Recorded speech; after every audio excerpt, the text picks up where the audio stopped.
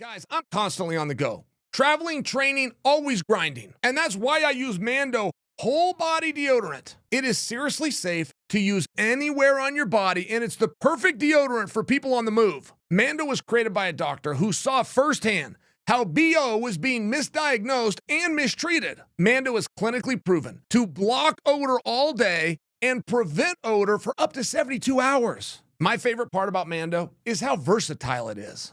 Use it on your pits, your feet, or anywhere else you stink. You can choose from a variety of fresh scents, like bourbon leather, clover woods, or my favorite, Mount Fuji. There's a solid deodorant stick formulated with mandelic acid and an aluminum-free spray deodorant, which is ideal for hard-to-reach places. Oh, by the way, all products are paraben-free and baking soda-free. Mando Starter Pack is perfect for new customers. It comes with a solid stick deodorant, cream tube deodorant, 2 free products of your choice, like mini body wash and deodorant wipes, plus free shipping. As a special offer to my listeners, new customers get $5 off a starter pack with my exclusive code CHAEL. That equates to over 40% off your starter pack. Guys, real simple. Click on the link below. When you get to checkout, just tell them that Chael sent you. Paddy the Baddy, can he be the star of Conor McGregor? I was asked this question. I was asked this question by Daniel Cormier. Daniel Cormier was fed that question by a member of the production team, the worldwide leader, known as ESPN. And that is a damn interesting question, because you want to know the answer, guys? Let me tell you what your emotion is doing. Your emotion wants to say yes, and it wants to make the case. And then that buys you psychologically a couple of seconds. And in that couple of seconds, you're trying to form all that he would need to do is. And you're realizing it's not quite that simple. You're realizing that while Paddy the Baddy is for sure a box office, a monetizable box office, they've never main evented him. What happens when they do? They never title fighted him. What happens when they do? He's never been champion or defended the title. What happens when they do? And if you could get that far, do you still believe he's as big as Conor? Boy, that's just a tough one. You like him to be, you want it to be, yes. He seems like much more of a gentleman, doesn't he? And he seems that spotlight isn't going to his head. He seems like he's enjoying and appreciating the attention, as to alienating himself and saying, I've done it better, I figured it out, me's is different than all of you. You'll all sit there for an hour until I arrive. I'm no longer one of the boys. Like, you like to make the case for Paddy. It's a hard one, isn't it? Can he be better than Conor? However, I do see, can he be bigger than Conor? However, I do see the comparisons. And at some point, bigger becomes an illusion. Like, I'll just give you an example, but Conor, great as he did, never took us to a venue we weren't playing anyway. He never took us into a venue that we couldn't have played anyway. Like, it was really cool when Conor sold out Madison Square Garden. We've been back there 4 other times. We sold out the Garden all 4 times, and we would have done it that one as well, with or without him. Selling out T-Mobile Arena is a real feat. It's not a guarantee to happen every time, though it is a guarantee to get really close. It's not a guarantee to happen every time, but he's never played Alliant. It's sitting right next door. Like, if he's so big, book Alliant Stadium. We got to go to T-Mobile. We'll go a block away to where the Raiders play. So I'm only sharing, like when you talk about can he be bigger than a guy does get capped to a degree. I'm not go booking bull riding arenas. They're getting on multiple networks. Your pay-per-view is still playing in the local jukebox joint with peanuts and Coke being spilled on the floor. You're not playing some kind of special movie theaters or somewhere that other guys aren't. So in that regard of realisticness, will Paddy transcend cultures? Will he be modeling watches and have top brands and possibly being in movies? Could take a while to get there. Conor's pretty special in that regard. But can Paddy do everything that Conor did? And could Paddy do it better, which only means longer, with a better record, or produce larger numbers while doing it. Yeah, he probably could do that.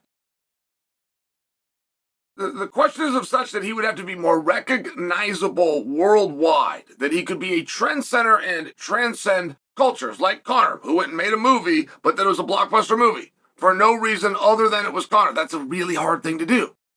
Could Paddy do that? That's different. Can he play any venue that Conor played, and can he do the same gait that Conor did? Yeah.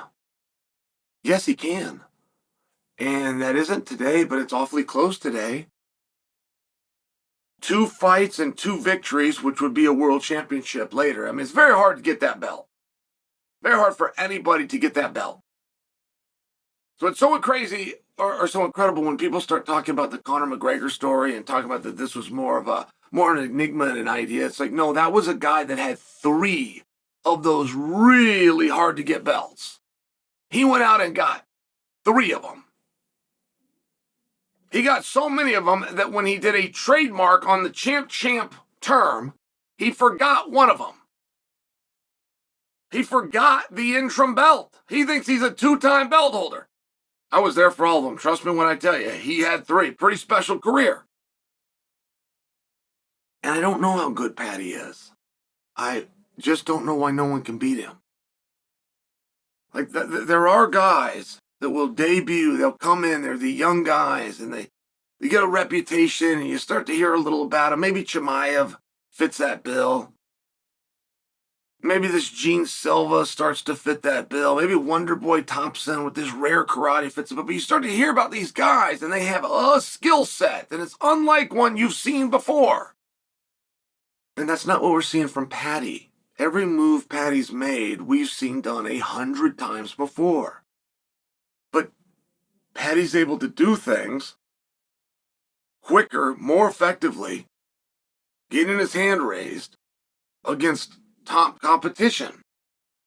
And when you have guys that do that, it's because they have an intangible. And an intangible is something you can't see.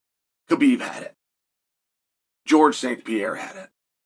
Where you could be home in your living room, and you could be a fighter, you could be an expert in fighting, you're watching them, and you can't tell the person next to you what it is that they're doing. But you've seen it before. You can do it yourself. You've been shown and trained the move, but you can't verbalize it to the person on the couch because there's a grit, there's an effort, there's a speed, or there's a stamina. There's a conditioning. There's a movement, a bothersome, a kid where he's pushing the pace, he's upping the pace, where there's a real fire burning in there, and you can't quite see that from your living room. But as a trained athlete, you can see it, and this one guy continues to fan those flames. And those are things that Paddy is doing well. It's not new techniques. He's not going to go put out some technique video and we're all going to sit back and go, wow, so that's what he's doing. He's got these intangibles, these hard to see. Hard to describe even when you do see them. Based on grit, based on effort, based on conditioning, based on strength. He's fairly ornery. All things that are hard to see from your living room. And he's not invincible. There's 2 things happening out there. There's the mixed martial arts fight. That's the one that will get recognized. But there's rounds. There's rounds happening. Paddy is very, very far from undefeated. As a matter of fact, I don't know if Paddy's ever fought a fight where he hasn't lost. At least a round. I don't know of a UFC fight. I want to say there was one. I'm misplacing the opponent. I want to say there was one. All the rest of Paddy's fights, he dealt with adversity. He had to come back. He had a slow first round. Had to figure it out from there. So if you just go look at those first rounds, you just find what happened there, you make yourself a deal to go out and do that twice instead of once. Mathematically speaking, it's enough to win the fight. You get to the really big fights, make yourself a deal with yourself that you're going to do it 3 times. Somewhere within 5 rounds, you're going to do it 3 times. You're going to do what so many other men have all been able to do once, which is win a round. But with the guys that have the intangibles, that warm up, that start to burn hotter later than the fight, that can weaponize pace, for those guys, that strategy is not going to work. And I'm wondering, and I don't know it yet. I really would like to hear from some former opponents of Paddy. What is it they're feeling? Is it a pace? Is it a grit? Is it a meanness? What is it that you're feeling in there that only you know? It's a secret that only you guys have. And that on the outside, the viewer, like me, we can't quite put our thumb on it.